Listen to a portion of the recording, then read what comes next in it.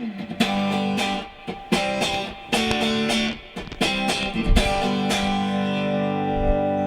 guys, we're gonna work on another chord progression today, another 1-4-5 with major open chords. This is gonna be G, C, and D. Again, learn another chord progression a week, and after a month or 6 months, you'll be able to play thousands of songs. We are just gonna work on the dynamics of changing, switching from chord to chord. If you're not familiar with these chords, you can check them out on our courses, lessons 16 and 17. We have the major and minor open chords, and let's start working on that. We're gonna play G major. If I have to fret this particular chord, I will start from the lowest fretted note, which is the 6th string, 3rd fret with my middle finger, followed by my index on the 5th string, 2nd fret, followed by my ring finger. In this case, sometimes I like using my pinky on the 3rd fret, 1st string. And then I'm gonna switch from that G chord to C major. As you can see, these two chords don't have any notes in common. They have notes in common, but not fretted notes in common. So I'm just gonna rely on the order of placement of my fingers. The first note, my target note, is gonna be the 3rd fret of the 5th string with my ring finger.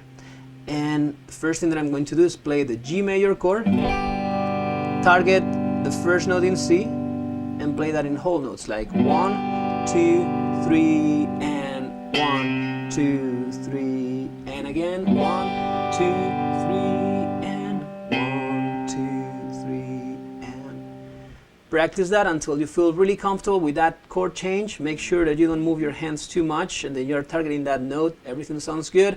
Move on to the next note, which is the middle finger on the 2nd fret, 4th string. And we're gonna play full chord, 2, 3, followed by 1, 2, 3, and 1, 2, 3, and follow always that order, that sequence. One more time, 3, and 1, 2, 3, and 1, 2, 3, and 1, 2, 3, and play that until you feel really comfortable with those two, and add index finger on the 1st fret, 2nd string.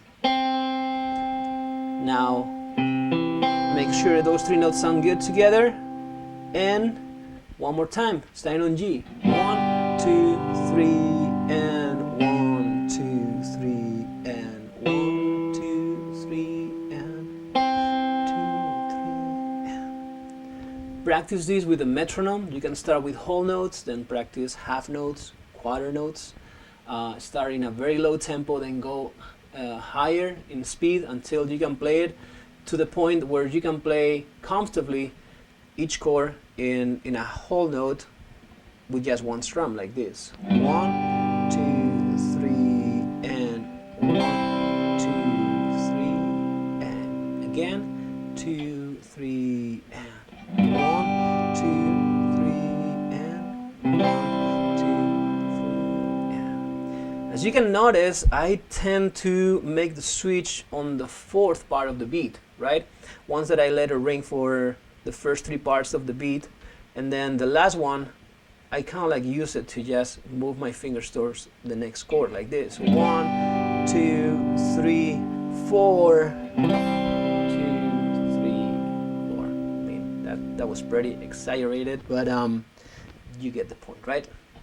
Now we're gonna do the same thing going from C to D major. And this is exactly the same case scenario because we don't have any fretted notes in common between C and D. So we're gonna have to do the same thing, rely on the lowest fretted note, which is, in this case, in the D chord, is index on the 3rd string, 2nd fret.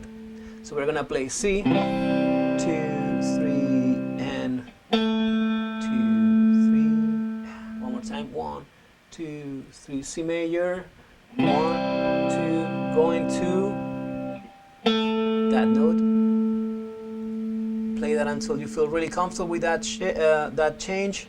And then 2, 3, and 1, 2, 3, 4. Let's add the ring finger on the 2nd string, 3rd fret. and in whole notes, 3 and 1, 2, 3 and 1, 2, 3 and 1, 2, 3 and last time, 1, 2, 3 and 1, 2, 3 and 1, 2, 3 and finally add the middle finger on the first string, 2nd fret. Make sure those 3 notes sound good together. If not, make adjustments right here without making radical changes. You know, add more room between your palm and the fretboard, add more angle. Make sure that your thumb is always in the same place. By the way, your thumb should never move when you're going from chord to chord, at least with this particular chord progression.